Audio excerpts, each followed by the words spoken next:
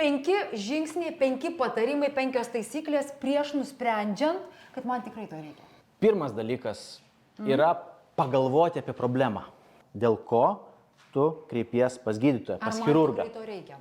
Tai va pirmas dalykas. Antras dalykas - aplankyti specialistą. 1, 2, 3.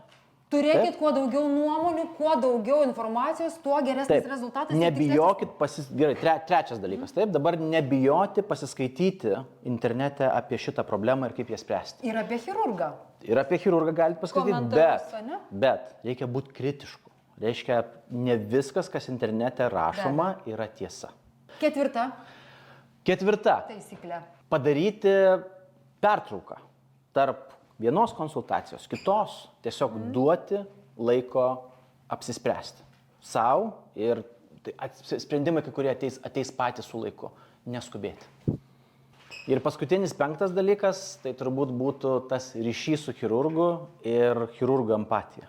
Suraskit žmogų, kuris tikrai nori jums padėti ir tada ta visa kelionė bus daug sklandesnė, mielesnė, kels daugiau teigiamų emocijų.